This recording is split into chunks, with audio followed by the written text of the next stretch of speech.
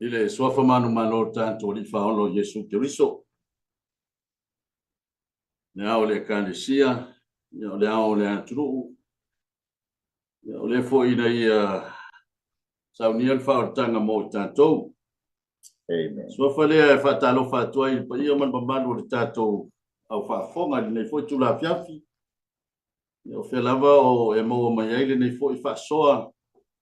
Ia martato proclame fo i lunga o le tato Global Kingdom TV channel.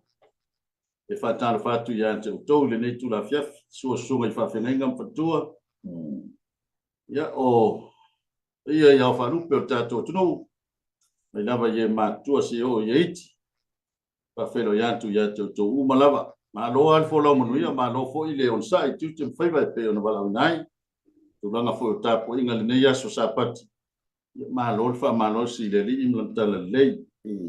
Whawhelo ia tu fo i le paanga al tato ala ata lo fa pena molina tato proclame se tato tunu Samoa fa felo ya tu to ma lo fo ile tua ile tua malantala le ya la fo dia o nanga yo tato proclame masani fo nei po satitasi ya o le wa ta pena ina fo ile Emperor for Christ ya po le sa tau fo mo Cristo mai Wellington ya se o fa malo si fo mo tato. Ya wala tu la vale onanga Global Kingdom TV channel tonu New Zealand. Ya termine la falta tu talo ya ona fanga solo ile tato proclame. Lo matou tama le langi ile tu tama le alo male ngano pa ia. Matou te o mai lu mo la o fio se o matou mo bonito langa fa tai. Fa manuina lo sua fa ele o noa. Na wa ta pena ina le nei afiafi wa tai mai ai lo matou wala. Mo e foi se fa so ma se fa malosi mai lo fion pa ia. Mo si o matou tunu o Samoa. Talo lava ya te mai le alo la upu le nei afiafi. So se tafa la lo langi e fa peo na ia le mana le lo fa unga le tua e alu ma le mana la upu. Matou la ngona lo feta la mai ya te matou te totas. Pamanuia mai ya te maua tu sa mai fa so i no lo fion pa ia o mai poto ma malama. Ia fa peo na malama mori no lo tala le nei afiafi. Mia foi lo tunu la tu umo la mo la no e fa fonga. Ia ke mia o la o fio. Ono Yesu Cristo lo mato fa ono. O lo sua fo mato wala o tu nei. Amen. Amen. Ya fata Ba lo vale so fua la foi la lo sunga ide. Na o lo sunga foi fa fena ide lo sunga foi fa ya o ngau tu spaia. Aleluia. Na taile tu o tato e silfa il mata mo fio le nei fia. Yo vi ele Ma lo al fo la ma lo foi e to foi. le tu foi ma lo fina ngalo. Por calame pe o mori leta e au maleta e au.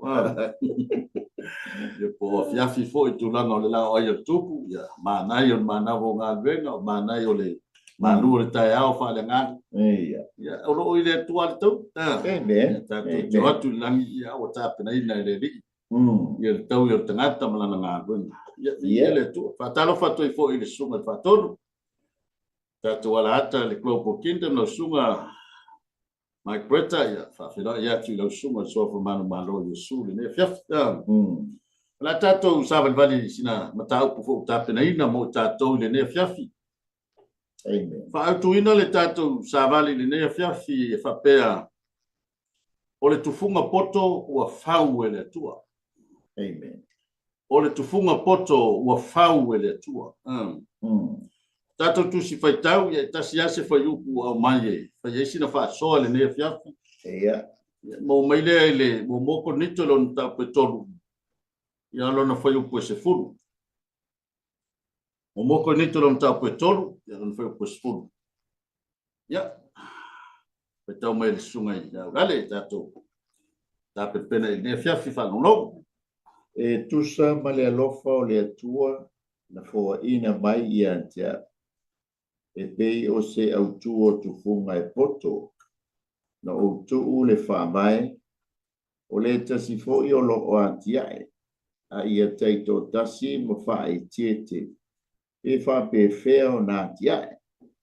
Aleluia. Mai le atua. Pai te wina o lana fionga ia tu mo pe ia te ia luna bi inga pa mau. Ile whapetania o lo yei upu whapea. Because of God's grace to me, I have laid the foundation like an expert builder. Now others are building on it. But whoever is building on this foundation must be very careful. Amen. Ile tu esse foi Mario lembra tá o Ia.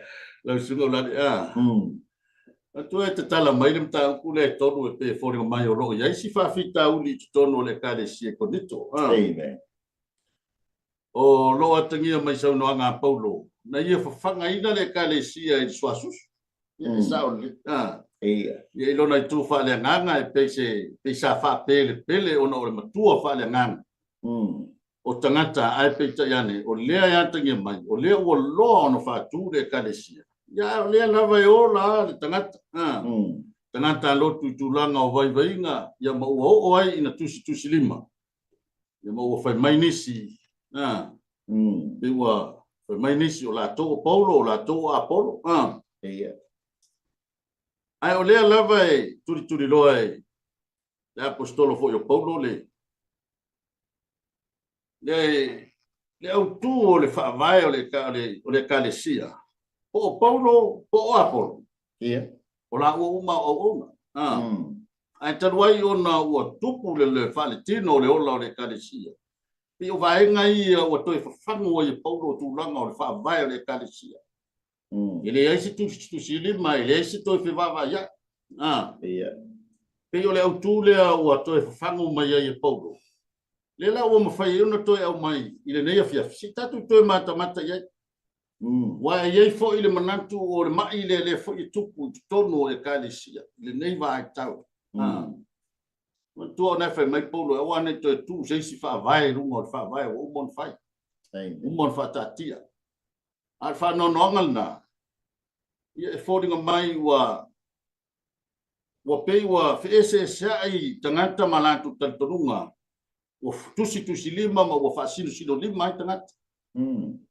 Ai se tato turi loa tonu e fai wane tato mata upu tato mawale o tu foi pena ele ne fia. O le tufunga poto o fau ele tua. Amen. Se tato wa aila ile vaenga mo mua o le. E mana ia ele tua le vaenga mo mua le. Asa fa soa ele. Mere tupu tono le kare sia konditua. Laka ele la titi le ba ile tupu tono le kare sia. Ala suba la. Ele li fa tai moltanto fa sol ne fia. O no le sile maile ua fau ele nganga pa ia o le nganga pa ia fo o le tua. Ya. Pa malurua ki ufa pe ese bei o le nganga pa ia o le tua. E o le tusa ma le fa fisili io e.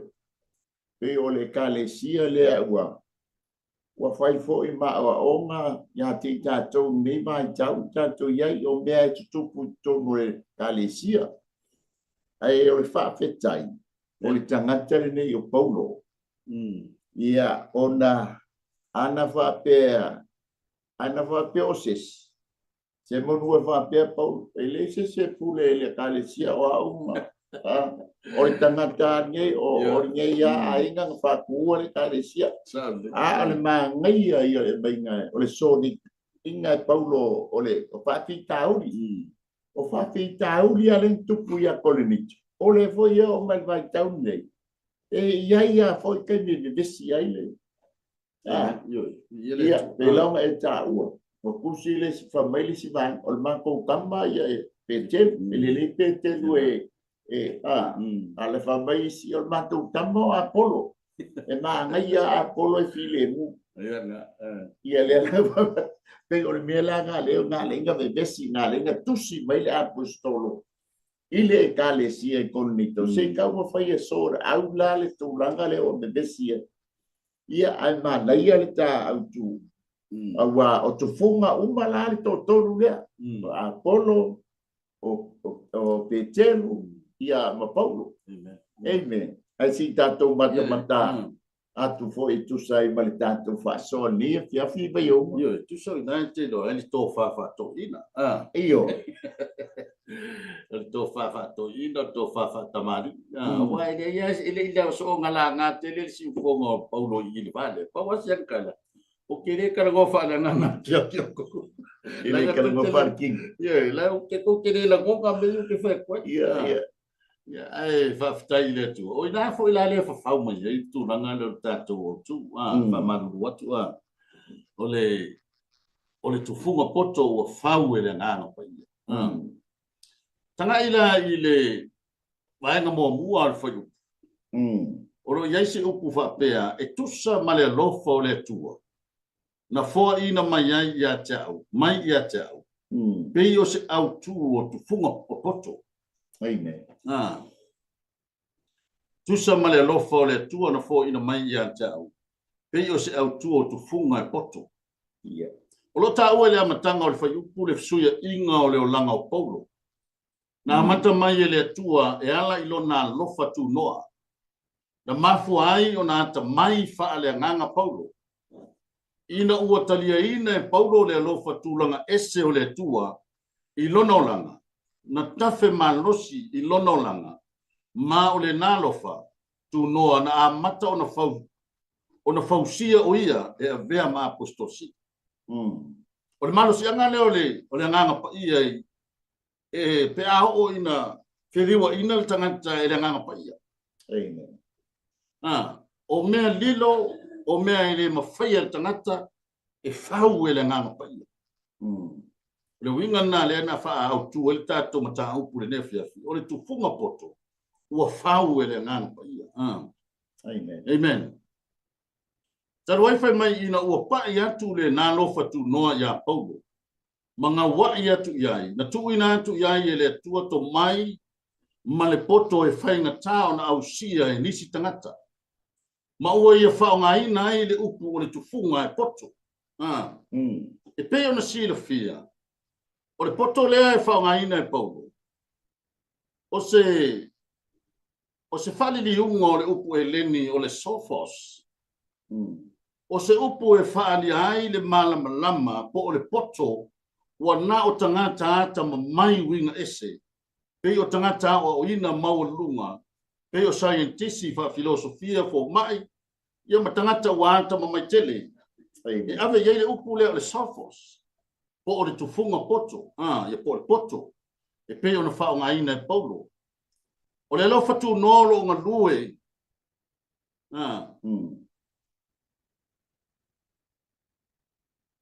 Ia le. Hallelujah. O lo ngā lue lo no langa. E le ngata i mea lofa o le mafau. Ai maise le mana ma le whao unga. O lo o ia ta ua ai o ia o le tufunga poto. Pela ona ta tala noa lau sunga ulale ele o toe nā mane la ina tu langa o le ata mai o paulo i tu langa o whawhitau. A fofo e paulo whawhitau i e fofo lava i ana upu mana whamitalanga. A sau fo i se tala e fofo i se vaenga o whale tonu e whapena lava le loto lana tō wha. A o le ata mai la o paulo i le o le ata mai ua whau e le tua e tonu o le apostolo. E awala mai i le whau unga le tua. E awala mai ina ua whapa ia ina i le tua le tangata. O tangata ua filifilia le tua. Leana maua mai ai le amatanga o lona wala wina. E whai ma waa mai po le tana lei awe whina ngana o le tua. O winga whaalia ia ma winga whainga tā ia o na whamatala ina. E mau whato a tene. I le ata mai o paulo. Ai pe o whena maua mai ai. Ai o tangata ua whau e le tua. Ua whau e le tua i lona ta mau a inga whale na tura o le tua. Le ua o mai ele poto ia paulo. E whapea foi la tātou mau tātou walau. A wala au tātou e le tua e po le halo tātou vai. Man tātou le iloa sa mea. Ai au na whau e le tua o tātou mau wha. E whata mau a inga ina i tātou e le tua. O le whau uma. O le ata mai. O mea e iau yeso tātou iloa. E wha i loa e le tua ia te tātou. Lau sunga lale plasa u. I ele whawhitai mo le whasoa. O le tātei whai upul. Matanga o le whai mua. e tusa ma le alofa o le atua ia na foaina mai ia tiau. Mai la e pei o se autu o tofunga poto. E mana tua foi Paulo e le o se sa awa o ina Paulo. O Paulo sa alu le e a onga fatula fono por rapai. Al tangata ingo ia Gamaliel. Nai ule leia la le a onga Paulo. Lenga lenga fai Paulo o i fai malanga mai e Paulo. Sa ua onga. Sa ua onga le a onga tula fono. O upu tuu o tatu tama. Nai ule leia la le a onga Paulo. Ma fo anga fo i lea ngā lai o ngā mā ele ngā Paulo. Ina ua tula i maile. Le unua i fo o le tala le lei. O whaalonga mai Paulo. E ese le alu o le tala le lei le. Le ngatala ina e Yesu mo na uso.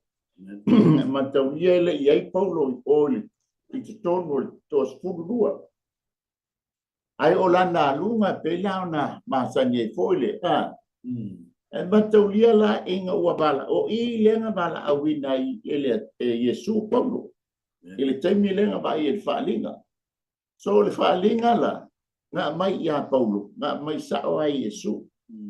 E le ngata la inga. Le saha o ina Paulo. I tūlanga whaalea onga whaarapai. E o ina ai le tūla fono. Le lapa mai foi Paulo. O i o farisaio. O farisaio. Amen. Ai te ua umanga ua fo'i makaulia o lunga i Tamaseko. O le fo'inga la o Paulo i laloi i Jerusalema. Ai latu la Paulo. E faisi o ma whaafefefe. Le ngaloa i loa uma e tangata Jerusalema. Le tangata e suafa i a Paulo. Le fo'ina mori mau le taimi na tau. Ai a se te whano i maa. Alu loa Paulo. Alu loa i lunga i le a fo'ia. Ele pito lunga fa no suria. Nga onga i loa. Ai fa maila. Nga onga i le nganga po ia. O i le nga fau mai ele tufunga poto.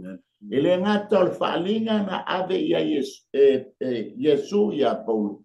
Ai nga alu le ita malo. Toea onga tolu le leita usanga. O fea ngai male nganga pa ia. Le fa mai e Paulo. Sa o le langi sua tau tua tolu. Tolu le leita usanga o a onga ia fo ia Paulo. Nga lei masau loila tavia lola ia le panapa pe ten male au so. Le la ia mai ele upule e tusa male alofa. A fo ele o le alofa Yesu na lai ona le fai ese mele anga ia Paulo ina waalu e fasiotia le au Cristiano. Ata tomata fo ile le mai taure le. Amen. Le fasia tangata le mana malama. Inai Cristiano. Langa olai foi tu mai la tu le la tua. Foi le la tu te tonunga. Ale manei ala. Ole a mainga ile Paulo. Pa mai ole a. E tu sa male alofo Yesu ya tia matai ai ya ufali. Amen. E tu sa male alofo tu no le tua. Na ave ya we o matua i o le o ngatu la fono. I Gamaliel i ulele e tu sa male alofa o le atua ia tau po Yesu no va onga lesi tolu tau sanga ai mafa fea ngai male ngani pa ia le lana fau mai ai ia le tu fonga po ai o ma nei ala fa mai Paulo ele o le tu fonga poto ai ana fa mai e pei ose tu fonga poto. O le tufunga poto, ia peilanga ia ile so faso. Ai pei e lua fo isi upu ele ni. E pei o le mori mai ia ile winga le. Ilona wha peritani e ta o le waisa builder. Ia a olesi, ia le wha sa moinga o le architect. Doi wha peritani e, o le tusiata. O pauno la. Ele o ia o le tusiata o le plan.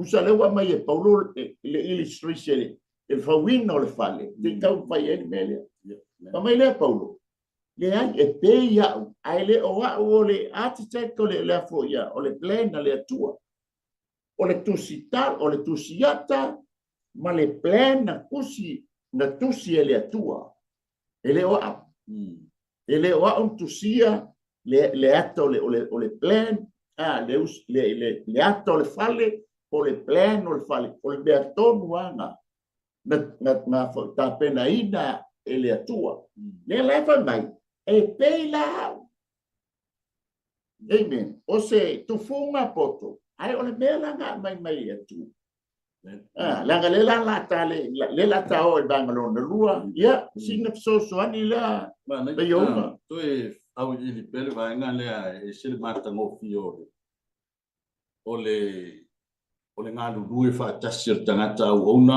male nga pa ia ole ai tanga ila ia i fa ngai no paulo lo simola amen ele ye se termina to ta nga i nai paulo ia na ona ya ai sia wa to le tapena i nai le nga pa ia ole o iyo o le taimi o whawhitau, o le taimi o pōpō ngatia, o nono tanga o paulo. E rei whapea ngā aluanua a me o toi fo i e paulo. Whapea a mea o ngā ua lela waka o ave i a mawhatianga. amen Aisia, le anga ua toa le loto o na ua o whatasi ma le ngana pai. Ua lava tā pena e le ngana pai a peo na e tā ua. Tolu tau sanga na whawhisanga i e paulo ma le ngana pai i le tā pena. amen Walu la paulo i ngā ruenga. Wa toa le loto paulo. Te oti ai ngā ruenga. Ia lea nai ua ina oti. Aisia, le ngā tangata ua o lau ngā rue whatasi ma le ngā pai. Pe ole awa o ngā o le vaenga e tanteri o atu i le isi vaenga lo na lua o le. iya O le wha moe moe ngā o le tangata au auna i le tua o le ngā pai. amen Au noa i tā ua ma le ngā pai o le tua. E tāpena ina ma whau ina i tā ua. Tā te whiua e tau ma whaise me lo tā maus. Tā te whiua e tau ma whaise me lo tā poto ma lo tā indoa. Ai esele te leo le tā ua. O le tā whalango lango i le ngāna pai. Na te whau ina i tā ua. amen O le ngāna pai ia na te au maia manatu. Na te au maia whaai unga. Na te au maia le loto tele. Na te au maia le ono sai. O mea o mawhapena, e tāpena ina i ele ngana pa i tāua. Lau foi la sila le lei, la sila fia le tua, la sila fia le ngana pa ia. O le ngana wenga le o tu mai tangata na te whaia. E le whaingo fia. E te le lo tau ki whawhitau ki o le ala. Ai au noa lama le ngana pa ia. E le au mai a fua e le tua lo na ngana pa ia. Iesu te viso le ngana pa ia pe ona. Tātou sapi ma tātou ai ai. Ia via lele atono na ua mautusi na vaenga pe sisi vaenga te whapopo e lo suma. o le mele ta whaftai vole o le mele ta waila o ina mai un o le alu o le tangata e whaile ngā e sa alu ia o onga langa o mele po i e whaimai e o mai le nganga pa ia le sa alu mataulia sa i o ia paulo kami e ia o ngā tu la fono ai watu tai e Yesu ke viso fetala isa o ma ya Yesu ya Paulo ki confia o e fai ma apostolo no es o le ipu o filifilia ai le ngata ngata un fai nga a Paulo peo ma ta wat ma sosoan lua ko ya o mai o ya ngan pai inga ia adea o ia matufunga poto Nanga ele fai nga pelanga e talanoa ai mata fo ila i fa nga ina ile atua o isi tufunga ia le ia petel tolu male afa tausan o muli petel ile fai ya onga oi o Yesu ke bis ele fa tau fa ila petel a olonga olanga sa ia ile tai fa mai fai pisingisi nanga fai le la tu va pisingisi o mo me o ba fa nota ele foi ele fa tau fa ila se tu lo sa o le la sa pe teluia o foi ya onga ila lo foi ya onga Yesu ke bis ai amaila apolo na ambela pe telu le poto pe telu mal poto paulo wa tu fantas ai muli ai lalo ia tamale o apolo ai tanto mata le o le ta ua ia le o ina Na ngai so ni mai le nganga pa ia te tato. E fo ina mai le poto mai le nganga pa ia. E ave ai tato ma tu fonga poto. A wala la na ngana. Ia na sto e fa popo atu ia. Ia le i lo fa so ne fia. Onda ta mai le si va en ngalo no duo le tato. Ta u ia por fa fo wa vema. Tanta no fo i. So ala pule ne fia. Na fa mel va ngalo no duo na o tu fo i fa vai. O le tasi fo i o lo antia. Ai e tai to tasi mo fa tete. Pe fa pe fe ona tia. E sel man nei o vai ngale. O i fo i la le tania le loto mo wala lo po. Ine. Lai lo e paulo o ia na to ina le fatu. O ia sa fatu ina ma fa vai ina le kalesia. Le lana tu lo le ilang kamo apo. Ia vai tu, ia pe o ingai o lunga lava o tangata lotu ma tangata o le kalesia. A lai fu e mal bala balili ia apolo foi malana ia nga wenga o ia lai na we. E atia e le mele na fai paulo. Ata luai ona o le malosi o le na tato ta o le amatanga. Ele i tau sami mea ano ia le kalesia. Ia. E pe ato lui na nai mafua mai ai. Ia nai vai ngai ia. Ia. Ano suko lani. Ole e pe e mai foi tala foi le o kama foi e wa leva. Wa a vivi ko mo le lo. O kama fainga tale ngai pe dia. E pe la va pe ngala le mele. O kono ni to ele o se kalesia. Ole pe ole ole tupu male ola ole ngal venga le nga kasi le kalesia sa baba ai mai ai ia kalesia fitu o kalesia le kolito la ngai le fai ngo fie tanga tai e sto no kolito o kolito foi le au mai ai tele o tu la fono le fai nei kono tono e kalesia ene le man nei ia o le tangata le nei o paulo peila ona le ngai na o tu fo i fa mai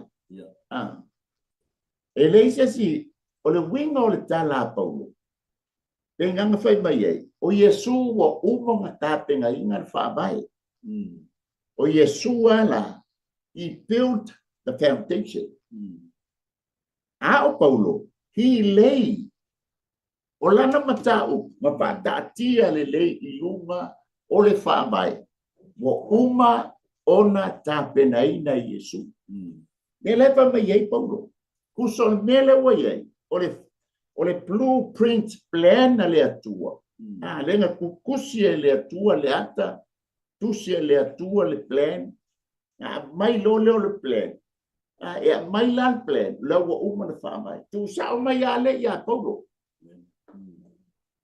tu sa mai ya paulo o oela vai mana ia le fa mai paulo o ke fa tatianga le nga wenga i lungo fa vai ko le plan le wa mai atia o ka o lo le tu lungo fa vai ai ma ko nga lu fa ka se mala woni ia o le so ani tu le pe ya na tau mafai atu o le o to e tau mafai a paulo se fa file mule vesile di tono le kalesia ona la ya tonu fo ya wa ba ai paulo ya a tonu o pe wa tau ia fa vai vesika le fa e fo ria vai pe wa tau ia ai fa vai mo manatu ne ai tangata fo le langa la ngona i si tai ni ya la ngona ia o we ngan bela o we e tai ni la ngona ai le le iyo i tonu e kalesia ia ele tai ni la ngona ai fia na fai atu se tu lo wa o le po ia mo tato uma pe na fai atu la matanga o le foi tupu tono o tato e kalesia ia le mai le ni vai tau e ile tai me la ngona ile leo le o ha we anga lo a fisiri o fai fa vai a fai la o ia anga lo to o ile fa vai lo e fa vai e te a suga le o le tule na le o uma le o to ya mai ele nei batau wa Famai ia pe ana esa na tapena. O mana tusele tu le ata mafatatia. Ya wakuro paulo le. Na lue la ia. Le la na lue ha paulo i lu ngol fa vai wa. O mana tu fa vai. Amen. O fa vai o Yesu ke viso o ia o fa vai le kalisi. Ele o se lotu la se ai nga hanga fa ngo lotu. Ia. Ele o se lotu po ai ya tangata na ia fatuina le lotu ia le tu ai la ma le. Hallelujah. Ele o se mele anga la ma le ngol fa la te le no ma ro le. Ai o wana ngalo ma woni ya se ai.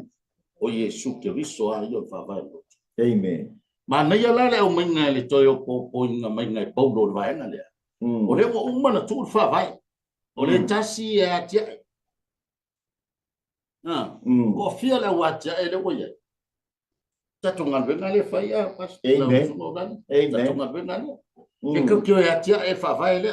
Ko kyo ya tia tatu fa vai le dunga le. E toi fa la tele fa vai. Fa la le fa ma o ati. Tia ma fia o tu no la. Pa o tatu mele fa le tia e fa vai. A fa mai tana. Fa tit. Amen. Langa ke fu o ko yo ya ya e va ko e se fa vai le fu o Eu le fai fa vai. ko e fo yo e su fa vai fa ro mo e se fo le si la o mango e yo Ole teila fa fita ole nele fa gol manda ye manyali. Ia. O que riso Yesu que riso. Ele isa povo pa mai. Ese fa vai en fai Yesu ese foi la fa vai. E pela nele kupu na kenyi po pu ngai fa le ole lo tuan ni o sala wa fa wala tu le fa vai ai ti ya e ta teu sin de ga fa Yesu le ko inga fa vai la le nga ma wai tu ta fo le ko ala kulo paulo to fola le plan ni lu mole por papa o Yesu que ai o mai la le au fa vai to fola lo se lu mole o le o ngi ele umiala ya utato lol talo masani da ai ole mafua ole ma nei ole mai e fai foi ma onga e fai foi ma tima inga ole me o sao la unga ngale o sao le fa vai le ke ngalue o sao le fa vai le e fa unga i lo tu fu ma poto e fa wai le ngale ole me o fa dengan buenga leli lo poto bolo ma fau bolo ma losi ai tia ele fa vai Yosef so nge kule mayo fa ese le ofisili na matuanu tango ya tato to va vai po il fa vai le que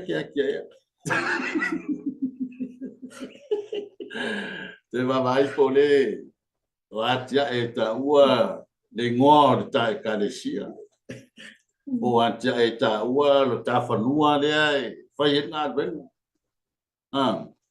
ia po atia e fo ia ta ua o no fatu ida lotu ne o fesilia ia mo tato uma o sa o fa vai le tato te atia e ta ua fo le launga le langa temtele mafuta ta wa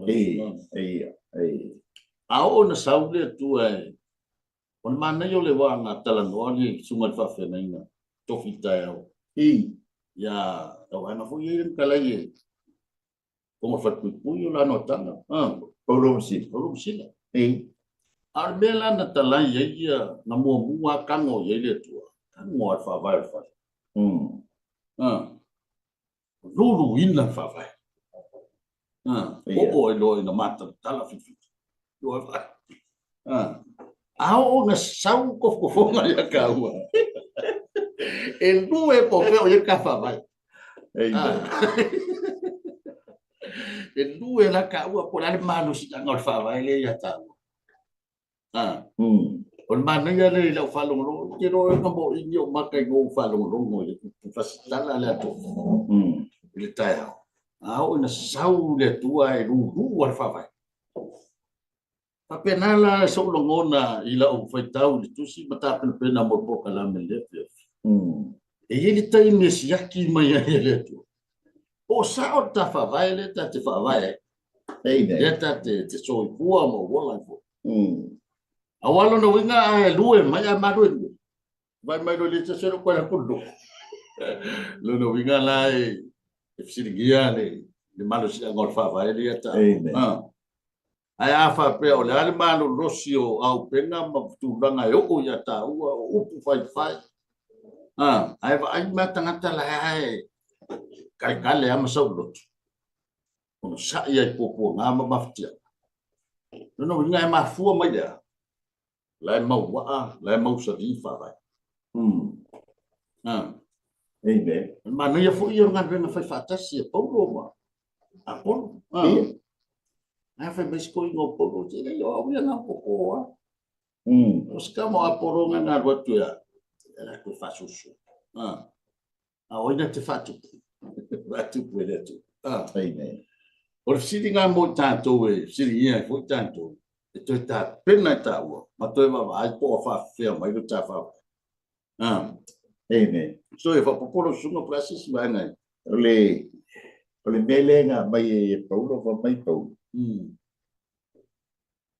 O na tofia ue e Yesu. Na fo ina mai le ia tia o le tofio le apostolo. Le la ka manga ia fo ie mata tu ie. O poi foi. O pentelo ma sai to le lenga de vesiele. Le o fai king ele de vesia Paulo ma pentelo ma Apolo. O le mea nga kupu ko le kalesia. O fai king le kalesia. Ya ai mata fo wale ke le kalesia. O le fai king fo le Ebe. Ai ole winga ole tala. Ilo le sila fia le leia e Paulo. O Petelu. O ia ole apostolo matua. Langa o ia nga muli ya Yesu. O ia pa mai Paulo. Se o ole tama whana umea te itulo. O ia la te ilo le leia. O Petelu e polona apostolo. E fea ngai ma o tangata iuteia. O lona apostolo e fea ngai matangata o ruesi. O la uala na ole fea ele nofo. Ai ole tama le o Apolo. O ia ole leo ma moe.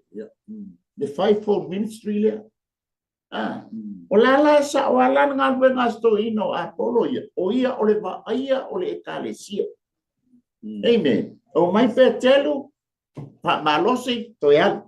Sao Paulo fa malosi toyal. Awali tangata le mafakia i. O Apolo. O le mafuanga la le mai Paulo. O au. Nga anga ta tia le plan le wa uma nga fai Yesu ke risol fa mai. O au la. Nga ko le atale. Lei. O Apolo. O alia. O fa susu. Baba lenga nga sa wale apostolo au mai le li pa malosi le kalesia na tanga foi malanga ele ngofo se apostolo o le tausi leo ma boe o ia nofo ma fu angalenga mai e Paulo ne se fa atau ma foi lele se ka fa sa le mele e tinga mai ai le va mai Paulo le ai o ke le nofo. Ele fosia o koulo bala wingo le apostolo ke ngofo i tono le loto. O le kalesia. O le wato fia e Yesu Keriso Apolo natea. Nate fa susu winda o tau le upolele. Wa alfa te tenga lea. Alfa te tenga lea. Ya lana leta tele yo ya. Ya. Ai pei o se tulanga na ile ese sengo tu funga poto. Ai fa alo fo ile se tu funga. Ile mala balamba o ile se tu funga. Ni ele malo alfa so. Ole mana ia le ole tula i mai Paulo fo i malona taimi tono le fo e kalisi. Ma tona e kalisi ia lo fai va ai fo. Ia tato ngalwe ngai tono tato e kalisi. Amen. O men tupu yo ya ka umanye. Nyo men kupu yo ya ka fasa ko. Ole le abade. Fai da fale tonu be ole man ya le ole follow up o lu ngo o fa vai na. Amen. Na umon fatati. Ele so uma sili foi da sitala po. E o ia investi ngole kalesia. Ala follow up o lu ile tu langa o fa vai le mo fai ya na se po. Amen. Ele fa pe ngadu adu fa pe po ya kakia na fa. Fai ya menga ku kiro ko ya. O lengo ko la wa pa ro tu la ngol vai fa le nganga le ka di si e ko mito na sa mata mai al tu si pe ta o fo le mata na mata mai ya wa la wa pa ro tu la ngol vai fa le nganga Amen. la ngau i lo ai le tanto matua fa le nganga ta tu te lo ai o fele lo roto fa vai le tau te ai fa yo le ai tate fa pro pe mata no ina fingo fifo ya na malepe fa ile fa pela la malepe fa vai ai malepe ta u o lo to mo fa ya ta e fa vai male ma fa ye lo na hauta u le tu la nga tau na u ni ye le o nai fasili na le o mai to e nu ta o ta u le ne fiaf o fa vai le kalesia o fa vai o ainga o fa vai o le tunu ia le uta o le tunu ia wa mele le fo io lo tupu tonu so tanto tunu sa mo lo fisili mia sa fisili ia fo o tonu al monto fono na mia io sa o fe o ia fa vai o sa mo le tu na nge uma ia tato e fa fo ia o to sa ili le mele le o man mai fo i to langa mai o le mata langa sa o le tua o io fa vai o le kalesia fa vai o lu Yesu te viso o le fa vai o ai tat to vai fo ta o to no na ta o ai o fa fea na fata tia le fa vai le to no ta pe fa mata o ta sa va di tu sa male fa vai o mo na ta tu o si tato te fai fena e fa vai ai o tato vai haleluia le fai mai le leina mun le tato sava ia tai totas ona fa te pe fa pe fe onatia e se le ta u o le vai ngale na o ona tato fa te o tato uma o to pito la au tato uma le atina i no le ngal venga male fina ngalo le tu no winga ele fai ono so no so si tato te fai me fa longo tato te fai male vai tato te fai male matau tato te tilo foi po ma tusa me ya tato te fai male fa vai o mon fa tatia o Yesu te viso o io fa vai o le kalisi o me uma tato te yai o me uma tato te fai e te tau an fa lango lungo fa vai o fisili na to ru ta o ta o le ne fe pe o e fausia lo langa lungo ro fa o le ta te fa mo ta o to mo ta do fa o ta o fa vai le to mana o mi fo si fa vai le mo o malosi le mo o poto le mo o wa tamai le to fa wina an fisili na le wo to sa ili mai ile tu ya te ta o fa fe mai le fa vai o tau lama lo sumo la le pisi sila na to fa popo ia o ta so ver to ta tai ia le wata ia i le vai nga moli le ole usa ole tala noa mai a Paulo e le o fa be o fa le anga e Paulo le bala awina o Apollo o le bala awina o Peteli e o tu wala to umo tu funga ai o le fai te tenga la le puso le fai te tenga male popolenga o Paulo e le o popole la Paulo ia Petelu ma na Apollo a o le la popole le apostolo donga ia o ia la fulai mai to le anga le e ka amilo le awa o Iuteia Kuso le o yu tia leo mai fa se le talitonunga le wa tu vinangalo maloto tangata ipe o nito o le lato ga o nga ma le lato talitonunga ele ato to al fa o tanga e ale tu a wina pe talitonu tu la fono o le lato le ma le lato talitonunga i tangata yo fa o laina o polnito o le nito ele ato to al fa o tanga e ale i ai le tu la fono le ai o le fai te tenga la le o paulo ina ne i se le o wina o le tala inga paulo le anga tala i tono polnito o le fai te tenga la ina ne i se tala le lei o le la tu la i mai o iutaia o nisi fo o tupu mai tono ngā luenga o na se lea o le tali tonunga o le tali tonunga o le tala le lei o Yesu ke viso o ia o le whaama. Amen. O Yesu ke viso o ia o le whaalatanga e ola ma manui ai so se tasi e whaatuatua ma au na ia teia. Pei lan mafuanga lea o le whai mai o Paulo. Amen. O le wa mai le plan mai le atua ia tia. O tangoro le whaatatia le plan i lunga. O le foundation le wa iai. Ao tatou te ngā lulue according to plan. O le alava le poto ngā watu e le atua ia te oe. Amen. Ia fua lo poto. Fua le plan. O ta masani le whai ngā luenga ai whao ngā le plan o le whali. Amen. Ka te ilo le leia o te ital whai moli. Ia mea tu waiki o moli. O mea iai palaka o moli. Ele oso a foi la se e kalaku papea. Le ia se le e ka te follow a le blueprint plan le mai le architect po te ita i o ngā luenga.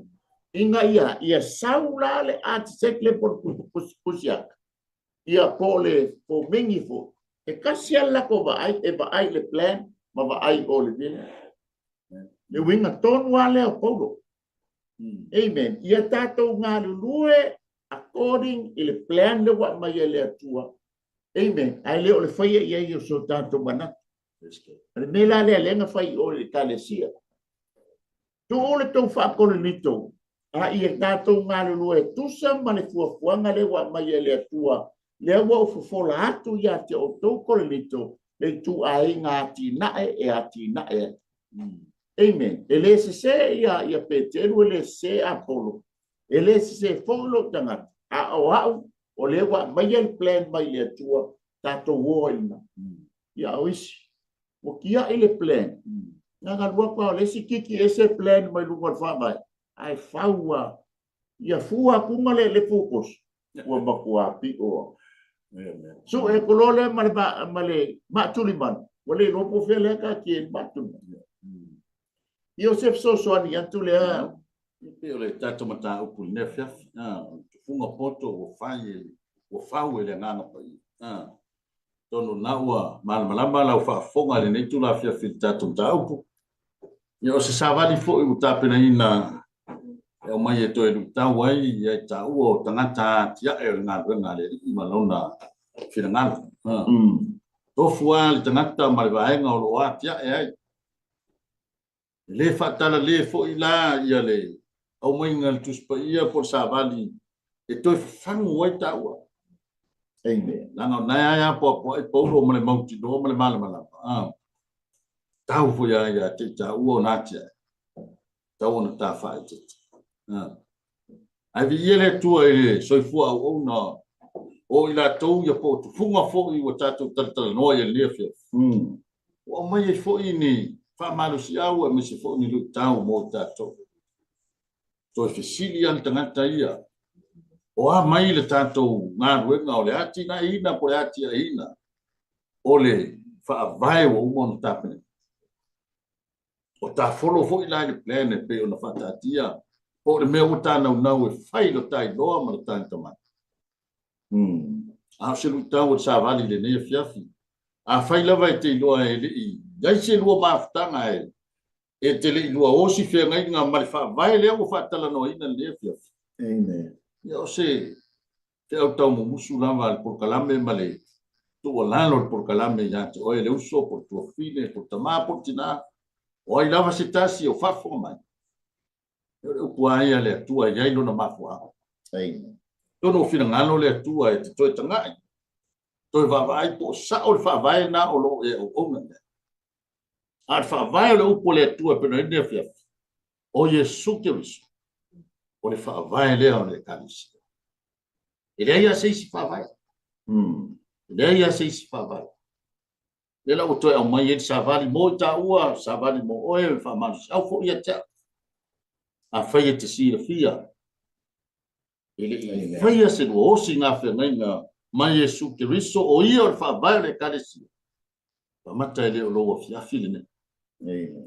Pamata ele o le fiafile ne e te whala talata ailo o nganga i le tua mai whape antu. O mana o Yesu Kiriso tate au whatasi moe.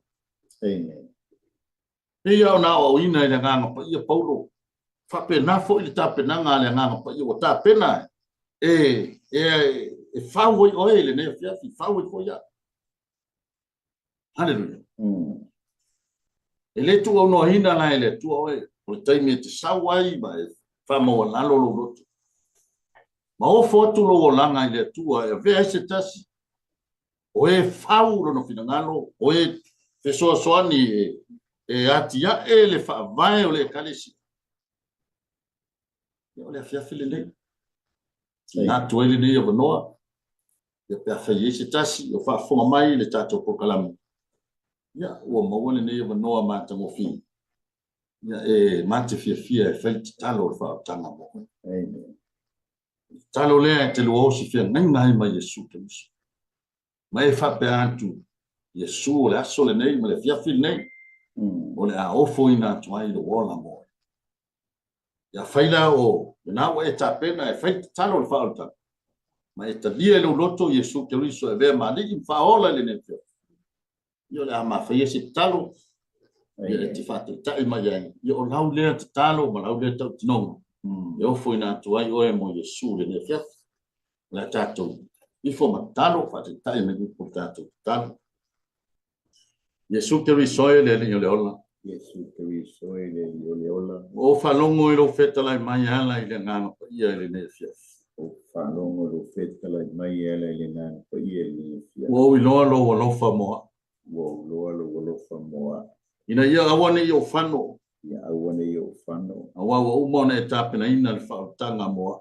Wa umone e tāpena ina le whaotanga moa. O te tala ina tuailo nei loto mo oe Yesu Kiriso. O te tala ina tuailo loto mo oe Yesu. E te fio mai ai. E te fio mai ai. Ma e fio tu maua. Ma e fio tu maua. Vea ai oe maua i mau whaola. Vea ai oe mo wali i mo whaola. Vea ai fo i oe ma whaavai o lo ola. Vea ai fo i oe ma whaamai o lo ola. Tā te no nofo whaatasi moa. A te nofo fantasi mo. Si ia ho o lava i le unga o le nei ola. Te o lava li ungo nei o. Whaamone mole tama. A mai mole tama. Ta lia mai au i lo mana. Lia mai au lo malo. I lo suafa Yesu o wala au atua. I lo suafa Yesu o pala au atua. Amen.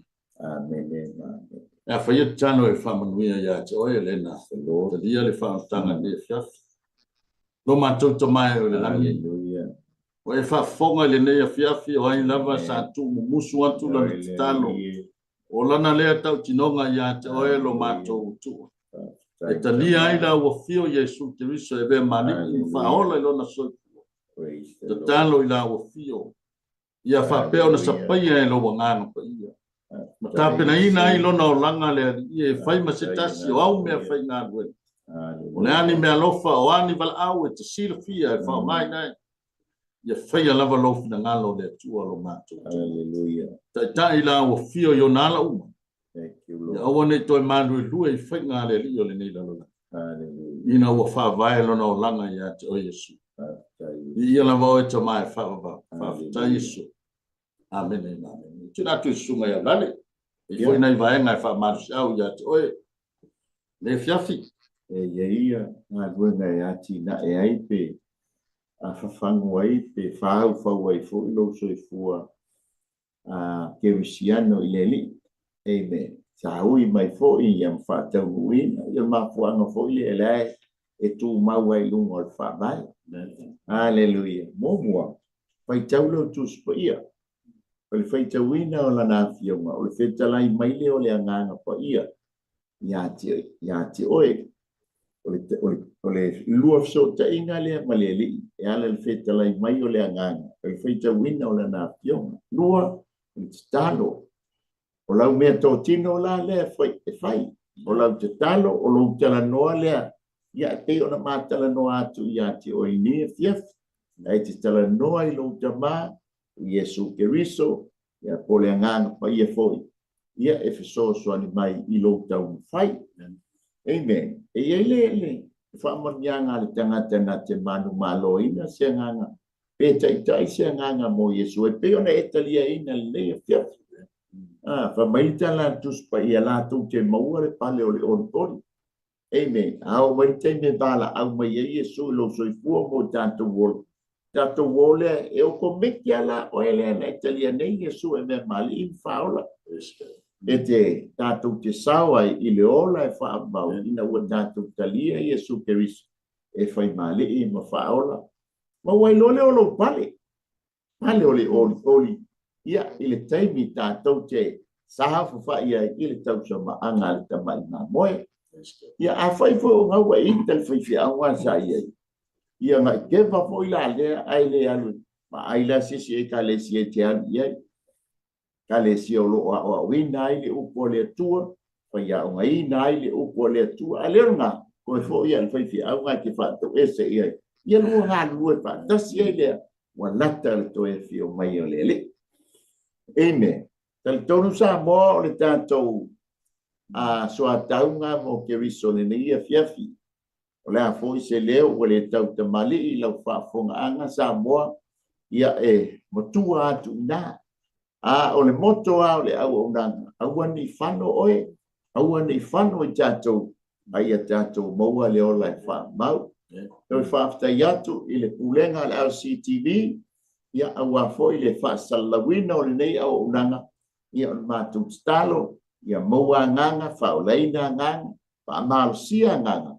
mo ia molona malo ia ua lata mai ia molo falo alo ayonga o le fuja nganga fa tai lo sunga tu samale so ni fu tempo kala me ne fiafi ia fa tai sa moa lo fa fu mai tau ina ia pela nga le o le tua ne fu i vayaso amatalia i fa nga vena ia pela nga le mal file mo le li lunga ia tita tu uma ia ole a tina tu sunga rale ai tata ma tanga sitan o mananga nuenga le tanga no ia tu ina tu ia te oe yo amale mana la upo e pe ona luluina nei e fiaf maua sia nganga fa oleina sia nganga fa malu sia nganga ya mo oe malo Keriso wana tala tamai mato vava yatu le mingoi mai el laulangi ia fe se inga malo ia ole tala tus pa ia fa ia o mato bulu tonu walata lo to e fio mai ya vela upu